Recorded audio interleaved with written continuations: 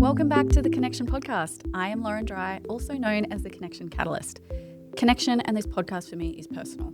As a driven professional, I found myself an expert in all things work and business, but it was at home that I really needed clarity and ease. After finally finding that, one marriage breakdown and reset later, and finally discovering what really works to have connection in modern relationships using science, simplicity, and soul, our signature program Rise into Regulation was born. That's giving so many others in modern driven relationships back clarity and ease for good.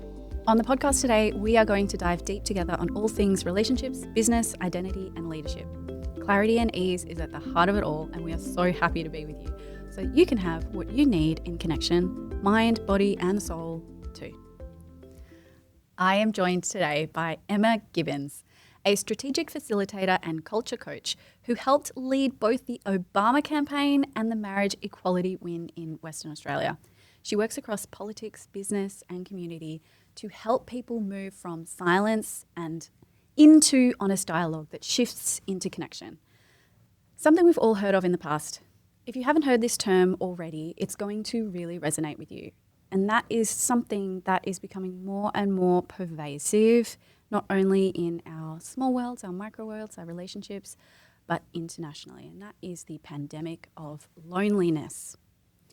The pandemic of loneliness is something that can be felt, and it's something that can be measured, and it's something that can be observed. The questions that we really are starting to ask ourselves is, does loneliness happen to us, or is it something that we take part in? Is it something that happens because of social media, technology, or distance from other people? Or is it something that's happening slowly, maybe through culture, maybe through a desire to perform that is driving us further apart in ways that are so unexpected? In ways, for example, like with social media, that are meant to bring us closer together and connect us with more and more people and more information. How do we navigate the extensive forms of connection that are available to us now, and also really have a strong relationship with what connection means to us, so that we're able to have restful, deep, and nourishing relationships with people around us and not get distracted by performance instead of true connection? The challenge is, how do we do this in a way that feels safe? Connection is a wonderful word, but what does it mean? When it comes to connecting with other people, sometimes it can feel scary. It can feel dangerous. If I say the wrong thing, as we've covered in a previous podcast episode, the consequences can be large. On a big world scale, our lives could be at risk. And for most of us, that's not something we really need to worry about. But on a small scale, our personal relationships, they're important to us. And if we say the wrong thing or do the wrong thing, could that mean that we lose precious relationships, which are the foundation and the network that we rest on? I'd like to welcome to the podcast today, Emma, and ask you, Emma, what does connection mean to you? Oh, man, how can you unpack such a big word? I was just looking up the etymology of connection earlier today, too, which means to bind together. So I guess I've been recently polling people on sorry, this is a really long answer. I've been recently polling people on different interpretations of what connection means to them. At the root, I would say that connection is an energetic transfer. That's why it can't be replicated online or with AI necessarily when we talk about that real relationship kind of connection, that joy and fulfillment we get from connecting with other humans. If you think about connection in a broader sense, it's attention, perhaps, something that you give attention to and that you have attachment to. The etymology of connection, though, is about to bind together. So the metaphor I always think about when I'm thinking about connection, particularly in a social context, is of a net, like a string net, like a fishing net all tied together. And things like loneliness fray the net. And so we have less resilience to catch things. We have less movement and flexibility to respond to all the uncertainty in our world today. And yeah, those are some initial thoughts on connection. I'd love to know, why is connection important to you? What lights you up about connection? What drives you around that word in your personal and in your business life? Yeah, I just love connection. I think a bit of it is innate. One of my superpowers is I love talking to strangers. And I have a quality which creates a lot of safety for people to feel comfortable to share themselves. And what I love about is when you have that trust that builds through connection, through time spent together, people start to open up and share more of their kaleidoscope inner world. And I love connection and particularly conversations because that's how we get to know ourselves better through the reflection and through that interaction with others. My favorite kinds of conversations are these golden conversations where no one's on a script. We're all deeply embedded in the present moment because new things are emerging, things we hadn't thought before or things that maybe we weren't consciously aware of. And you leave that kind of a conversation with this golden, warm, caramel feeling. And that is how I think that's what feeds me with connection because I love that feeling and I love feeling that warmth and that energy. In my work, I'm really passionate about connection because connection builds trust. And trust is the foundation for psychological safety. And psychological safety means that people feel comfortable to try new things. They feel courageous to step outside the norms because they know that their teammates aren't going to judge them. People move faster and move more nimbly because they know that their teammates are going to catch them if they stuff it up or if something goes wrong. So that psychological safety is really important in teams, as a lot of research has been shown, and Amy Edmondson is really the champion of this. But psychological safety can't be built overnight. It can't be built right when you need it, when there's a problem. You have to build it over time. So connection is an essential part of that process. When you hear the phrase epidemic of loneliness, what stands out to you? What is that meaning of the pandemic of loneliness to you?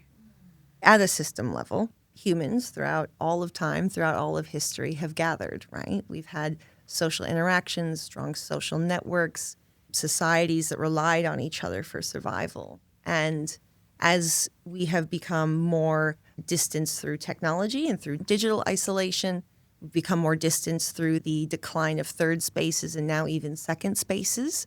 If you're unfamiliar with that, third spaces is basically saying you have your home, you have your work, and then there's a third space where you can go and meet new people or interact with your community. In a lot of places, that was the church, perhaps, or the community center. It might be footy now for Australia, the great common denominator.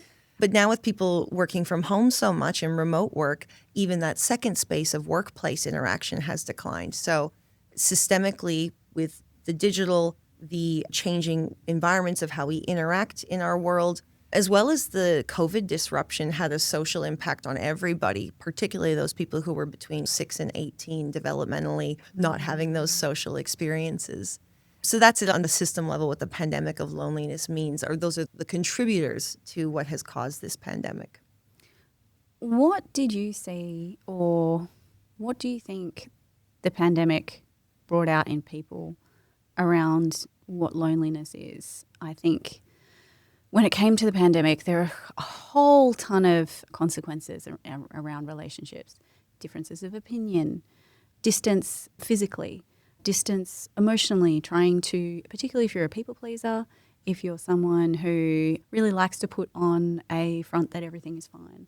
There are so many elements around the phrase pandemic of loneliness and how that can connect and how we can trace some of those, maybe not the roots, but definitely expansion around the epidemic of loneliness that may have even begun around the pandemic and may have allowed some of these doorways to expand into people feeling isolated, misunderstood, unable to connect in the way that they used to, that may still be maybe not even felt today, but the ripples are certainly have contributed. Yeah, I was talking about the different generations and their impact. And yes, someone in their 50s was like, I'm impacted by COVID still. Like, I don't go out and socialize as much, and I've really reined in my social networks. Yeah, I agree. It's been across all domains. The way I describe COVID is an accelerator. So think about it from a technology perspective. No one did virtual meetings really before COVID. And I remember particularly in Western Australia with our tyranny of distance, we'd have all these regional councils or mining sites, and they're like, yeah, guys, we've had virtual technology to video meet for ages. But the rest of the world was just waking up to, oh, Zoom, how do I log in? How do I screen share? And so it was an accelerator of that change, bringing us into virtual meeting spaces as a norm. I agree that, or I think as well, that loneliness was also accelerated the distance we felt. And it accelerated because we were in these tight proximity situations with our family. And that had its own challenges and some of the differences and friction that we felt there. But also, yeah, that isolation from the rest of our community and from even that freedom to step outside yourself. I always think of Brene Brown's definition of being alone versus lonely. And being alone is the absence of people, but loneliness is the absence of self. So sure, COVID was about being alone. You didn't have the people there.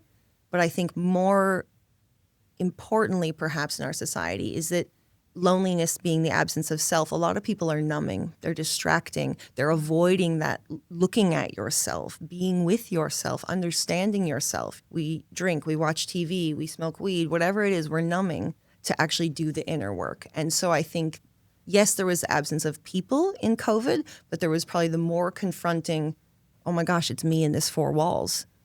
I really have to look at my stuff now. Who am I? What do I do when I don't have all those external contributors? And I think that's hard for a lot of people to understand, not only about themselves, but about the changes they might have experienced since then. Because when it came to the pandemic and the tools that were available to maybe help everyone feel like they weren't so distant, there's a slippery slope. What's the difference between using supplementary tools to connect, like social media or just texting or whatever it is that uses technology to help you have a form of connection? What's the difference between that and those tools going too far and leading us into a state of dissociation, which most people don't even realize is not necessarily a coping skill. It's one of the four survival states: fight, flight, fawn, freeze. Freeze is a nervous system state of survival, which is detrimental not only to the body, to our relationships, to our mind, but it's so sneaky. You know, it's just a little scroll. It's just, I'll write back to this person later. Or, do you know what? My in-laws are tough to get along with. My sister has a different opinion to me, and I don't want to rock the boat. I don't want to ruffle feathers. So I'm not dissociating. I'm simply allowing people to have space. Or I'm not raising a particular topic. Or I know I'm not going to be understood, so I'm not going to put myself in a situation that is emotionally dangerous or that feels risky. Because look, I can connect in this other way. It feels a little bit like connection on the surface. But as time goes on, we have those consequences. I don't feel really good about myself. I have the loneliness. I don't feel connected to me. I have distance and a lack of satisfaction from the relationships that I do have. And I'm noticing distance, emotional distance, physical distance from the people who I thought would never go anywhere, family, friends. And there's a lot of confusion for people. How did this happen? What is the difference between creating healthy space and dissociation? Well, that's a massive question. Like, there's 5 different points I want to go in there. I know, it's a rabbit hole. Yeah. I guess I just want to give one thing I do love. One thing I do love about the COVID pandemic was how it did bring people together in unique ways. So I want to do I don't want to bash virtual platforms because it does provide some benefits, right? So like people were doing Passover over Zoom and inviting their rellies from all over the world. I myself held a couple of virtual around the world parties. The benefits of social media and digital interaction is that you can niche with people and feel less lonely. If you grow up in a small town and you're queer, that's going to be hard. But if you can connect online, you'll find some sense of belonging and normality and that camaraderie and that solidarity. So there are benefits to digital communication. I don't want to throw the whole bag out. But I agree it creates this distance because what you're doing is you're watching, you're not living, right? And life has friction. And this is something I've been particularly thinking about with AI and how people are now conversing with AI so much. And they've dialed down some of the sycophanticness of AI, and ChatGPT is a major platform. But AI is very affirmative. There is no friction. It's like, that's a great idea. I think that's amazing. You should absolutely do that. And it's like, can I get dogs to dance on the moon and create a new TikTok channel on that? I don't know, something That's a horrible idea. But ChatGPT would probably be like, oh my God, that's a great kids show idea and you should absolutely pursue it. But humans aren't like that. There is friction, right? There is friction when we interact with one another, and that is the price of relationships. But again, like, that friction isn't all bad, because through that friction we learn and we grow. We get to know ourselves and we get to know those other people more deeply. And so we shy away from friction because it's uncomfortable. But it's actually an enormous part of being alive, but also an enormous part of growth. It is. And I think it's such an important moment in time for anyone who uses social media or other forms of technology to connect, to realize, yes, there's huge benefits, but perhaps to ask themselves the question, am I using this as a tool to observe, or am I living within it? And are there friction points? Something that has come up with one of my clients very recently is the challenge around getting connected enough with themselves to understand exactly what they want to say, but also what they need, without the protection of performance in the way. And something that we've been diving into is that the cost of community is inconvenience. Yeah. You know? Classic. Yeah. And with that, I think there's so many phrases that we can remind ourselves of. The most popular ones being, the nervous system is a liar. Your nervous system would prefer a familiar hell than an unfamiliar heaven. The cost of community is inconvenience. Are you living in the world or just observing it? These are all great phrases and they sound amazing, and we'll sit there and we'll just be like, yeah, damn, like, I know that, I'll do that, that's fine. And then when we pause and in moments of difficulty and discomfort, we put ourselves straight back in those nervous system responses. Well, it's uncomfortable to find out how I feel and what I need. I'm scared that if I say what I feel and what I need, I'll be rejected. So what I'm going to do is use logic or dissociation or people-pleasing or performance to create a semblance of connection, something that looks like connection, but gives me an illusion of safety. And I think it's so important for us, when we feel uncomfortable, to challenge ourselves and ask ourselves regularly, with so much convenience around and so many tools that give us the illusion of connection. Are we challenging ourselves? Are we choosing to get uncomfortable in a healthy way regularly? Because no one else is going to do it for us anymore. If the community is reduced, then we are operating in a echo chamber, whether it's through technology, whether it's through social media and the algorithm constantly feeding us what we want to hear, or whether it's through our own coping strategies. Okay, this is how to be fine. This is how to be happy all of the time versus, okay, do I have a strong relationship with my own self? I think it's so important. That becomes something that is regularly discussed, regularly paused on for our own self, because it starts within. Am I ready? Am I willing? Am I curious enough about my relationship with other people and how that feeds into me to ask how I'm giving that to myself and asking those difficult questions? Am I being brave? Am I trying to figure out what the scary emotions are underneath? Even if the risk, if I communicate it, might be tough to think about. Oh, again, I really love the phrase you said, the illusion of safety, and I would extend that to the illusion of control. And what you just described there, responding with curiosity is much better than responding with control, because you simply can't control it. You can only control yourself. And this is just as a tiny sidebar, like this is happening at a system level again, where it's like there's so much uncertainty, there's so much scarcity, people are really afraid. So we're trying to control what we can, but what that does is makes our mindset and our outlook get very, very small. And so then we aren't seeing opportunities, we aren't having an abundance mindset, we aren't looking up and out. So the illusion of safety, that illusion of control, is actually undermining all your progress. And yeah, it's great being a modern woman, right? You can do anything. But what do you want? Isn't that a hard question? Hey. Yeah. And do you know what you want versus what you're supposed to want? Yeah, correct. And listening to your actual self versus what you've been conditioned. And that takes lots of time to overcome and to work through. And I think it's... And falling on your face. Oh, of course. Yeah. Learning is messy, right? Failure is a part of it. And the figuring out what you truly want one of the most confronting things I've encountered in my own personal journey is how much I've lied to myself.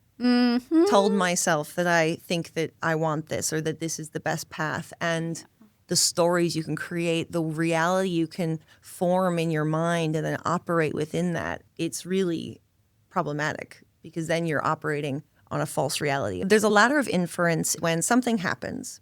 Then you make an assumption about what that means and you make meaning based on that assumption. So you jump this gap and then that gap becomes the story, the truth. And then you act on that meaning, on that story. And then how you act influences the reaction in your world around you. And it becomes this vicious cycle where you perpetuate what you're either most afraid of, because most of our assumptions play off of fear, but it creates this self-perpetuating cycle where you're in your own world, something happens, you make an assumption, you make a story about it, then you act. Then how you act creates a reaction, you make an assumption, and it doubles down on itself. So being aware of something happened, I've made an assumption of what it means. That's the point to ask. That's the point to catch it before it becomes embedded as a story or embedded as a truth or a meaning.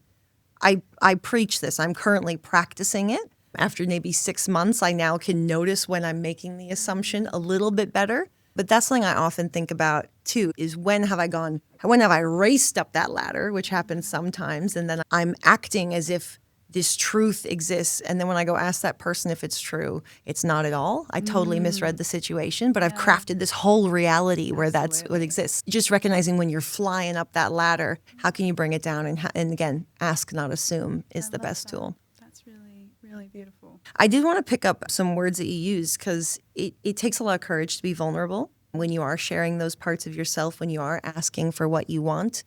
And I always remind people that courage, how I define courage is having fear and taking a step anyway, right? So you're going to have that fear. You're going to have that anticipation. And courage is about stepping over that line. Luckily, courage is a muscle. So you can grow it over time. You can grow it through small steps. But courage is very different than brave. And I really like to tease out this distinction because brave is a trait. It's an attribute. It's something that you have. I am brave. Think of the knight. They are brave. But courage is something we can all harness. It's something we can all grow. It's accessible to everyone. You aren't born with it. It's something you have to develop over time. So looking at your courage and how you can practice courage is something that's really useful. I did the other day, I went on a roller coaster. I don't love roller coasters, but that's how I practiced my courage, right? Just like, okay, I'm scared, but I'm going to do it anyway. And I survived. So getting those reps in really helps your being feel more comfortable in taking those risks. Something that really fascinates me, and it's something that you just touched on there around, oh gosh, I've fallen on my face. I've been through my own journey. I've had to learn when I'm actually lying to myself.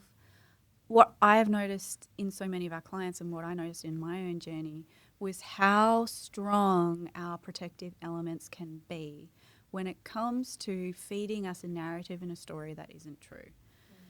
And I think it's such a courageous thing to do to even consider, where are we lying to ourselves?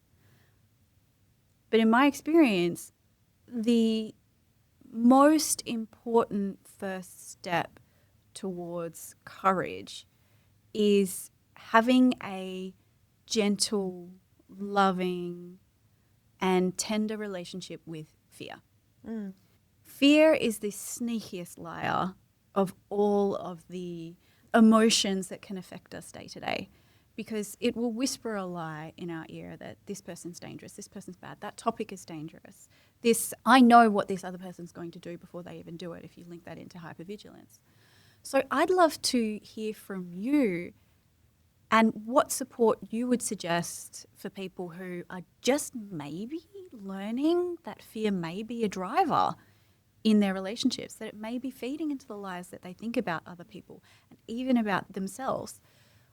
What would you say to them to begin having a gentler relationship with fear so that fear doesn't become the story, the reality, the truth? Instead, it becomes some information that allows them to have a deeper relationship with themselves first and then with others. And I like that definition of fear. And I'd also add sometimes fear dresses up in clothes, and it says, actually, it'd be really advantageous if you did that. Or like, oh, imagine the prosperity you'd have on the other side if you just did that thing or if you didn't do that thing. And yeah, fear takes many forms. And when you start to unpack it, you're like, gosh, it's everywhere. It's one of the most common human states, perhaps.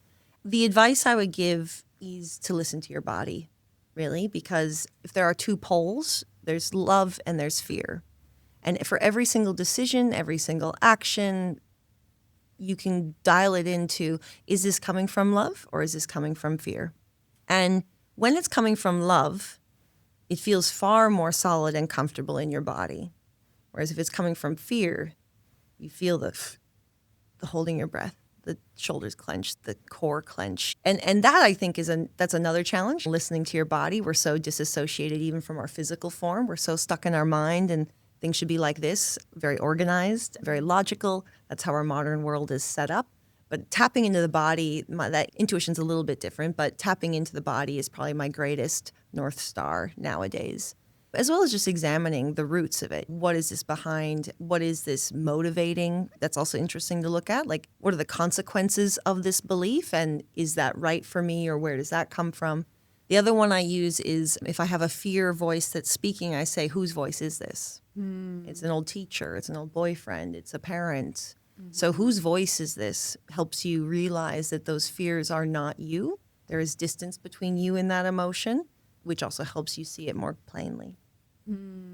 Yeah. It's kind of a mini parts exercise. You know, which part is actually saying this? And I think that it can be a bit of a triggering word for some people. Shadow work, parts work, things like that. But I think it's, if you are just at the precipice and just starting to learn some of these phrases, I think it's such a wonderful introduction into understanding that our thoughts are not our identity. And that's easier, again, when we're regulators, easier said than done. Oh, my thoughts aren't my identity. What about when you're upset? What about when you're afraid? What about when you're angry? Having these really short, powerful phrases that you can repeat to yourself again and again. Whose voice is that? And then taking time. We can all say, take a pause, take 10 seconds, take a breath when we're triggered. It's just really hard to do in the moment. So I think starting with little phrases like that just act like bridges into getting a little bit closer into your body, getting a little bit closer into what is the truth versus a truth can be really helpful, particularly if you're thinking about having a tough conversation. I just want to dive, I know we should get back to conversations. That's the thing we're here to discuss, but I just want to pick up something there. When we are having a strong emotion, often we judge it. And we say, oh, I shouldn't be feeling this, or this is bad, or I don't know what to do with this. And so we smash it down, right? Which, as we know, is not good. If you've attended any therapy, no bueno. And instead, I've tried to switch rather from judgment into love. So how can I love this feeling? How can I feel it fully? How can I allow it to take up space? And if I'm angry, fine, let's let the anger, let's hit the pillow, let's yell, let's journal it out. Fuck you, whatever it is. But then as soon as I accept it and love it, it's gone. So much quicker than when I sit on it, fester, try to push it or judge it, and then it turns into something else. The other piece I would add just on shadow work, if you are starting to go into that, and shadow work is really just looking at the yuck parts of yourself, right? It's just the parts you're a bit ashamed of. You're like, oh, I'm not perfect. Hey. And one of the useful tools, I've done a lot of shadow work this year. This is very, very pertinent. One of the tools I use that I learned from Matt Church is to do a spun alternative. And basically, I'll give you an example of one I discovered because I think it's a fun ecosystem as an example. One of my shadow pieces is I'm very petty. I tally the dishes, and I did this, and I did this, and you haven't done that, and there's a scorecard, and I'm keeping track, and and you didn't. I don't even know if I need words to describe it. Petty, keeping that ledger, making sure that everything is, and that I'm getting everything based on what I've given. So pettiness is something I had to really look at. The flip side, the positive alternative of pettiness is a deep sense of justice. What is fair? What is balanced? What is equal? And heck, I'm a Libra, if you really want to throw that in. I'm all about equality, like ultimate balance, which life's not fair. It doesn't work like that. And all this behavior is underpinned by my inherent sense of generosity. So this pattern that was happening is I would give generously because I love to give and I love to support and I love to share. But then I would secretly be keeping a tally, or it would cross a threshold of generosity, and then I'd start to get resentful. And so how I've used that information now in the months since discovering is I'm I still allow myself to be generous, but then I am aware of when it's just about to tick over into that resentful space. I'm like, okay, I don't want to give any more until I've received some or until I want to give again. Yeah. And again, it's just dialing into the what do you want and backing yourself a bit. I really love the exercise as well when it comes to hypervigilance, hyper-awareness, and cataloguing right, wrong, done, not done. I really love the exercise around asking yourself, what are my core values, the things that are really important to me as a quality? And you start with this exercise of like the qualities that I like in someone else. It might be, for an example like this, you might say some of your values might be, like you said, generosity, but also reciprocity, kindness, attention to detail, care, and softness, because reciprocity, attention to detail, that would be softness. And whenever I bump up against this in relation to hypervigilance or hyper-awareness, one of the most beautiful tools in my toolkit that I like to use is first asking the question, what is the value here that's important to me? What am I looking to receive through this exercise? So if I'm looking to receive softness, if I'm looking to receive care, if I'm looking to be seen and be heard, those are really wonderful values. And if I'm looking to expect that and looking to have that from other people, when was the last time I gave that to myself? Am I looking to have that need met externally because I haven't taken the time to give it to myself? I haven't given myself softness lately.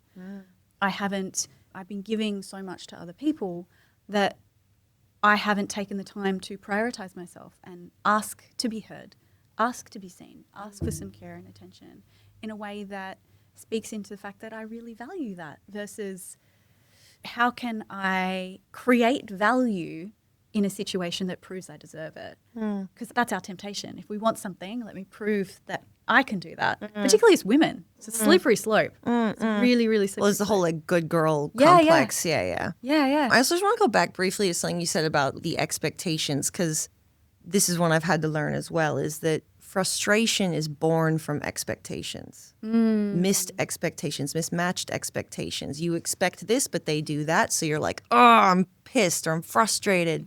And this is where the conversations are important, because I have someone who I'm dating now, and one thing I'm getting better at practicing since I've realized this is communicating what I expect. Hey, I expect you to be here because I'm planning on you to help me out with these 3 things before the party starts, is a recent example. I didn't communicate that expectation, and then I was narky all party, and it was really yuck. And so communicating what you want is a really important step. Yeah. If I had to take that example and crunch it down into a value, mine's authenticity. So what I used to find is that I would have this level of expectation that I would know what's happening, I would know the detail, and I would know what to expect at any point in time. And there would be moments in time where, I love the party example, where my husband would walk in the door and he'd be wearing his hockey gear. And I thought he was coming straight from work.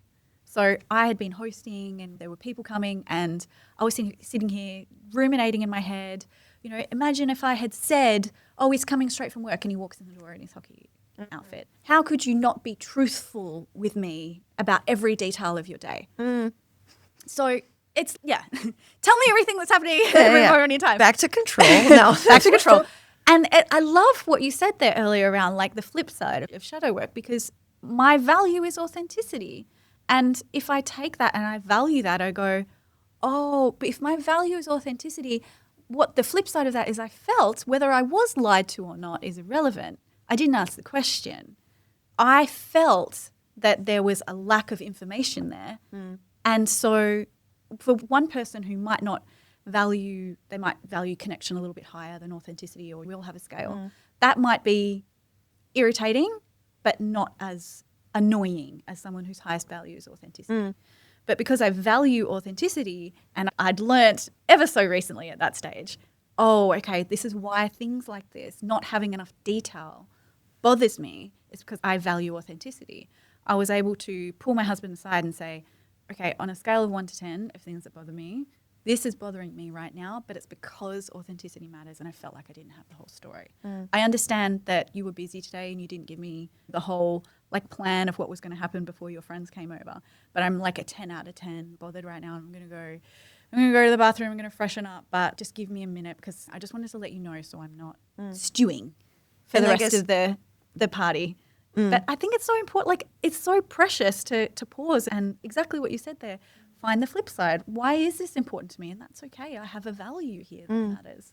I'd also add the phrase that I'm currently practicing in a mantra is ask, not assume.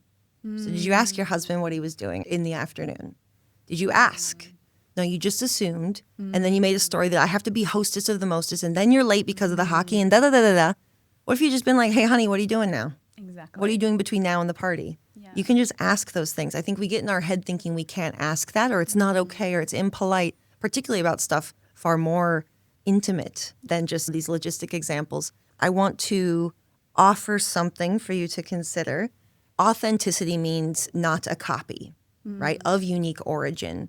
I feel like authenticity states more about our uniqueness and who we are as a kaleidoscope unique organism. I think the word that better fits perhaps what you were describing is candor or transparency. Feeling like you aren't being betrayed or that communication is happening. That feels closer because authenticity is more an expression, a self-expression, perhaps. So that's just, again, I'm a word nerd. So that's just me as a writer being There's like, I'm just going to tease it out. So I think it might be a different word that you value, perhaps more the level of communication, that candor, the openness, whereas authenticity is more just like, look at me, I like whittling and boats. Yeah.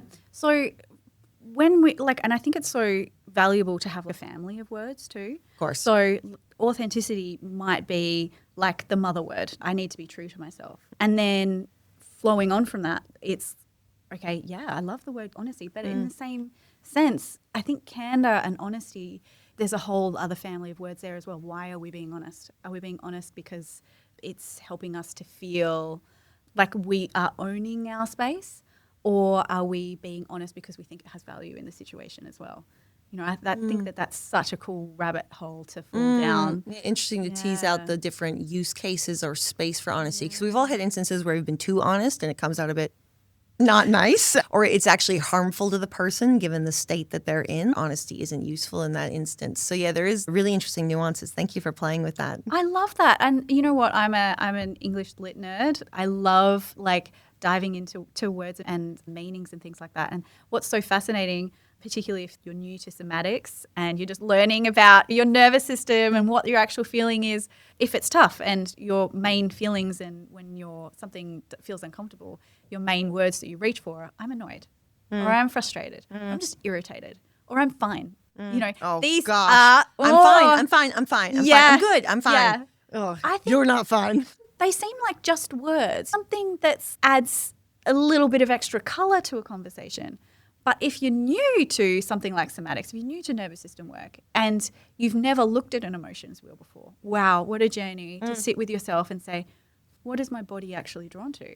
I thought I was irritated. I might actually be hungry. No. Yeah. I just need to have a moment. But diving deeper into the richness of what a word means to you, and it can mean something very different to one person, to another person. It's so interesting how that allows you to have a deeper relationship with yourself. It's just words, right? It's letters smushed together.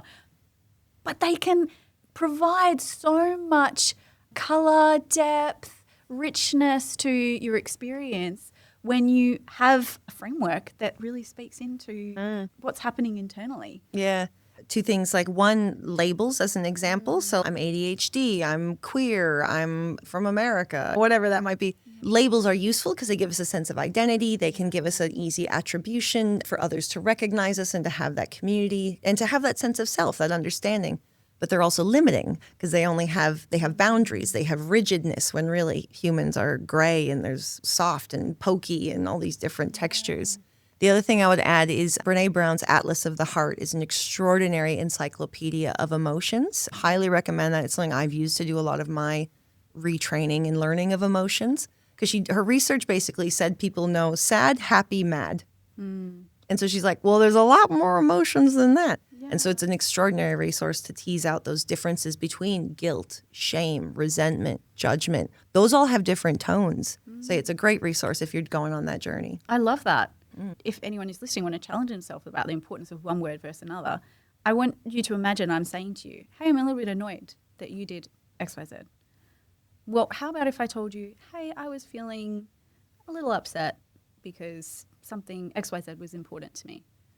In your body, what do you lean into more?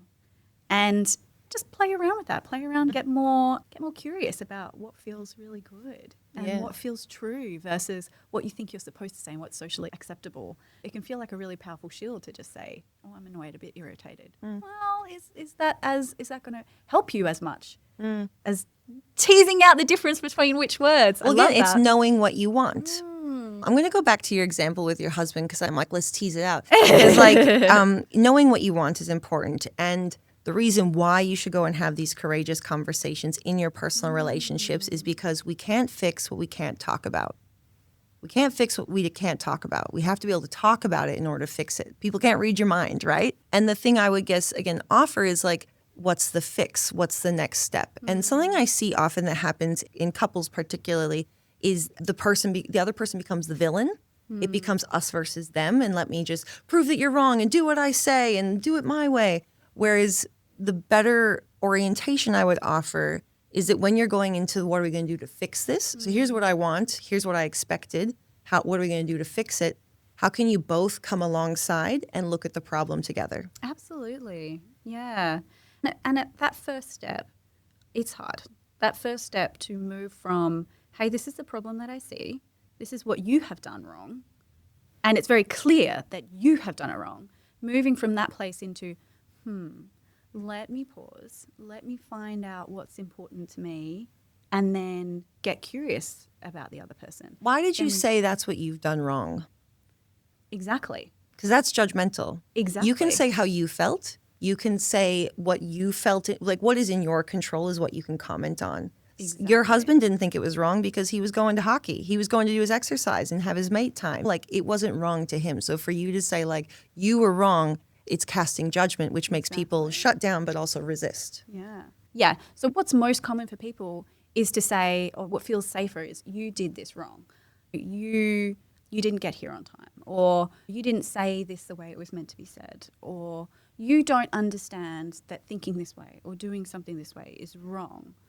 But the pause where you take a second and come back and say, oh, how about I figure out what's important to me, just creates room for you to come alongside, exactly like you said, with the other person to problem solve together. And I think it's incredibly brave to pause on those micro moments where we ask ourselves, am I making room for my own self to find out what I'm bringing to these conversations so that your solution becomes much more accessible as opposed to there's one right way, there's one wrong way.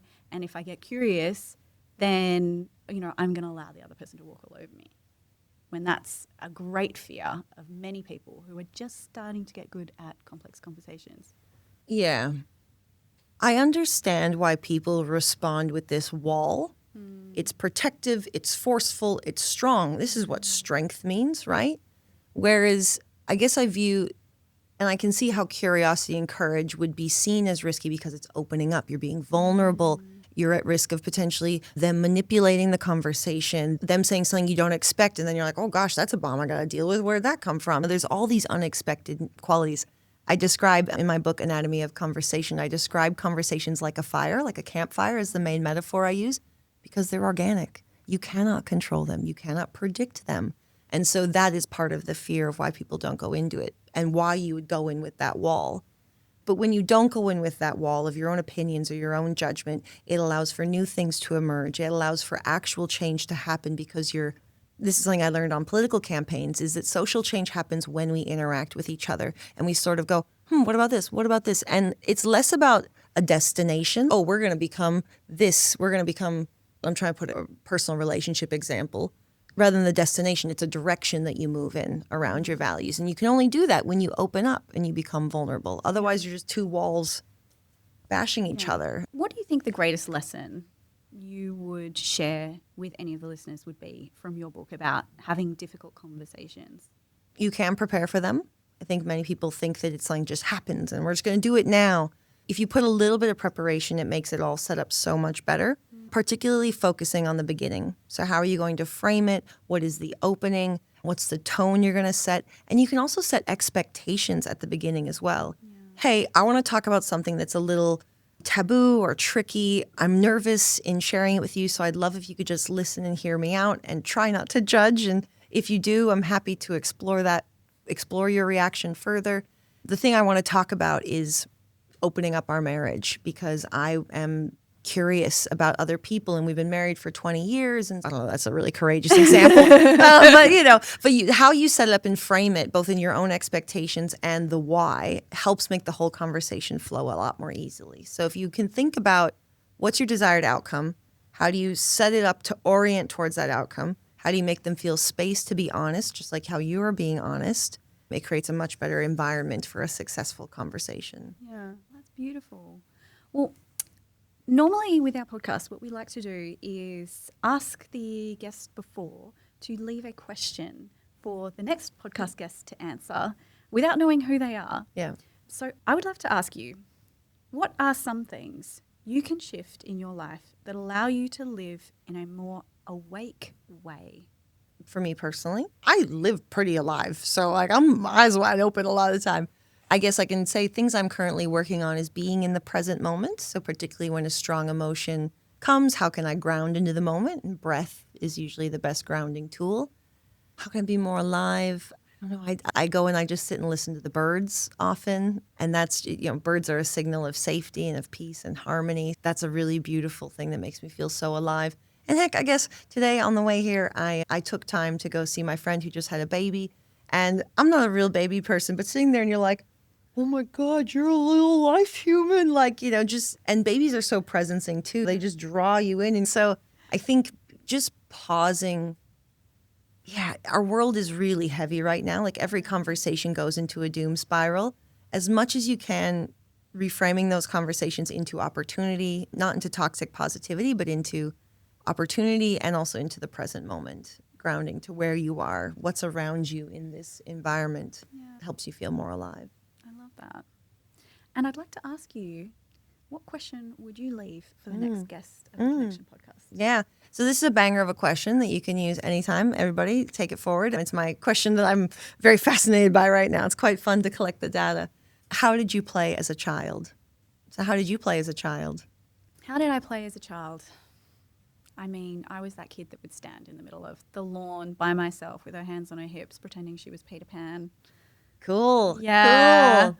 I had a very strong imagination and something that I want to carry through to the rest of my life, and that I really liked in myself when I was a child, and also I like to bring into my life as an adult as much as I can, and sometimes it's challenging when life is hard, is this childlike, sometimes delusional belief that joy is possible, and even in impossible situations. I knew I wasn't really Peter Pan standing in the middle of the lawn with my hands on my hips. I knew I wasn't really going to fly away. But having that moment meant that I next lay down in the grass, and for the next few hours, this is one of my favorite memories, is lying down on the grass and just making faces in the clouds. And to me, those faces were real. I can still see them in my mind. And I still think of that memory and have this just sense of peace and connection to the world around me. And I think play is the most wonderful word.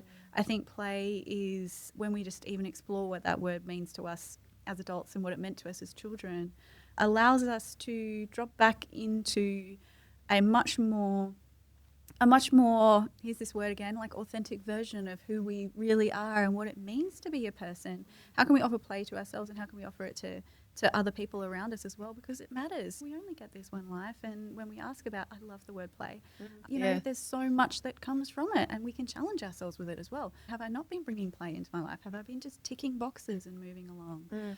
That's why I love this question. As you see, it creates quite a lot of nostalgia, it creates happy memories. It's storytelling and things that we can connect and grab onto.